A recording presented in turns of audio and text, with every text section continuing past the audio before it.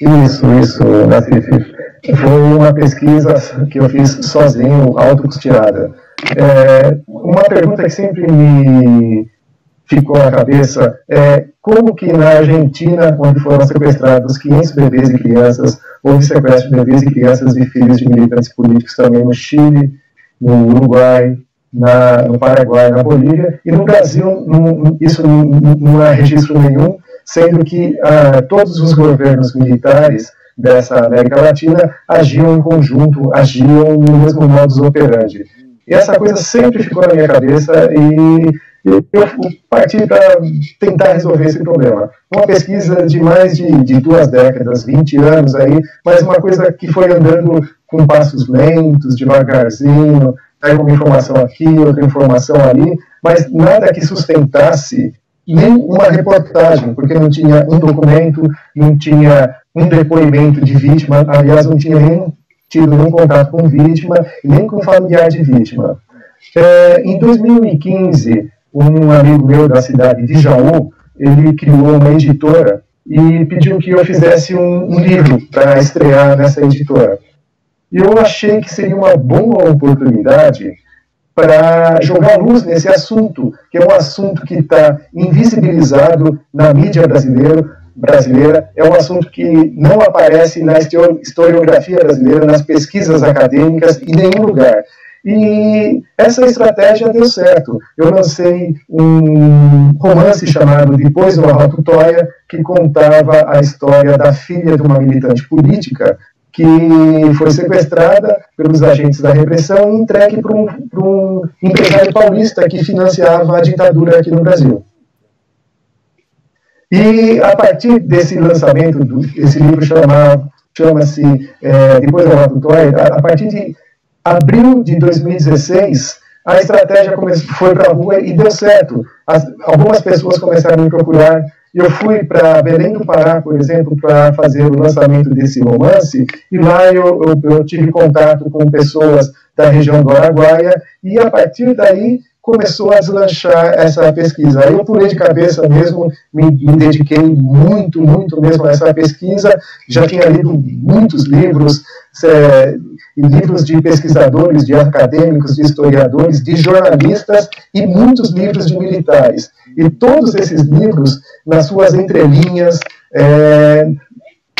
sempre tinha uma pequena informação que pode ser acrescentada esse quebra-cabeça, e a coisa foi se montando e foi crescendo, até conseguir chegar nessas histórias reais.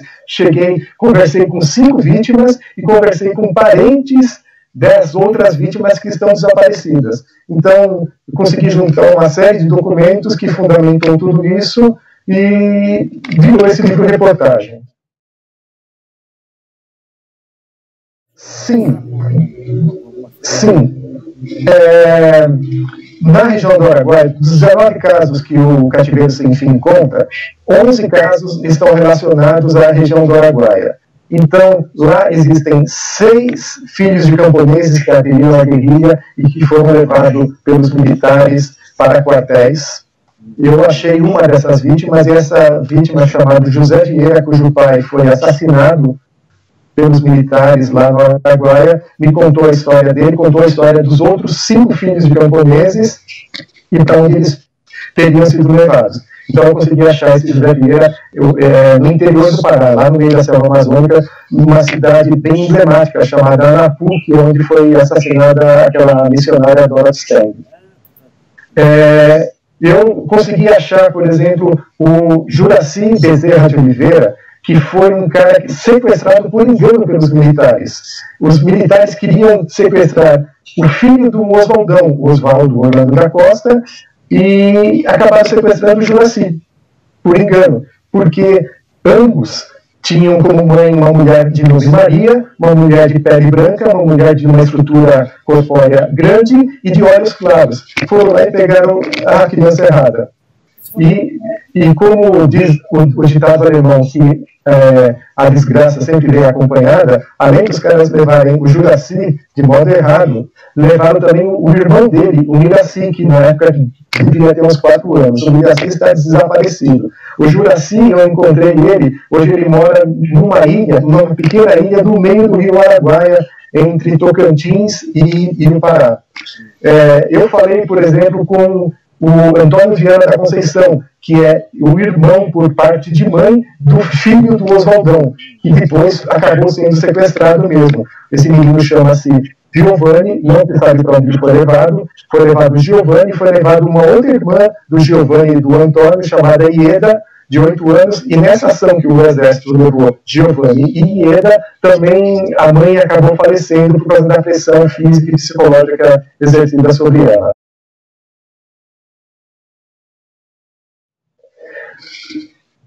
Vou citar de novo um outro caso do Araguaia, chamado Lia Cecília, que foi levada quando tinha poucos meses de idade, 4 ou 6 meses. Ela foi levada do Araguaia para um orfanato em Belém do Pará. Esse orfanato ele foi fundado e desenvolvido por um militar da aeronáutica. A Lia Cecília foi adotada por um casal que trabalhava na administração desse orfanato. O caso da Rosângela Serra Paraná, que pode ter sido sequestrada no Rio de Janeiro ou no Rio Grande do Sul. Ela foi entregue a uma família de militar no Rio de Janeiro, isso na década de 60. E esse pai que se apropriou de Rosângela, ele era uma espécie de faz-tudo, um motorista do ex-presidente general Ernesto Geisel. Então, olha só que interessante, Nassif. Todas as vítimas com quem eu falei têm consciência da situação deles como sequestrados. O que a gente precisa fazer é romper essa barreira que está tornando cada vez mais invisibilizado e escondido essas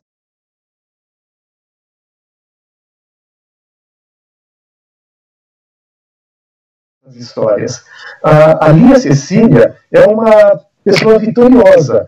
Ela sabia que ela era adotada, mas não sabia quem era o pai dela, nem a mãe dela. E ela se autodescobriu. Por quê? Porque no ano de 2010, ela viu uma matéria num jornal onde apareciam os irmãos do Antônio Teodoro de Castro, que é o pai biológico dela, o codinome de Raul, lá na Avenida do Araguaia, e se achou muito parecido com os irmãos. E aí ela entrou em contato no jornal, pegou o contato do jornalista para procurar essas pessoas. Procurou, achou essas pessoas em Brasília e em Fortaleza, porque o Antônio Teodoro era cearense. Fizeram 2 testes de DNA e nesses 2 testes, mais de 90% de compatibilidade dos genes deles. Tem tudo a ver. Mas não precisa nem, assim, a grosso modo falando, você pegar a foto do Antônio Teodoro e pegar a foto da Lia Cecília, a diferença é o bigode. Então, muito similares, muito parecidos. Assim, a Rosângela descobriu essa questão dela ter sido pega. Não sei quem é o pai biológico, não sei quem é a mãe biológica dela, mas estava numa família militar em 2013, depois de uma briga em família. E aí falaram todas as coisas para ela, e desde então, essa mulher ela vive um pandemônio, a vida dela é um pandemônio. Ela procura desesperadamente a mãe biológica dela, o pai biológico, e existe um pacto nessa família de ninguém falar nada.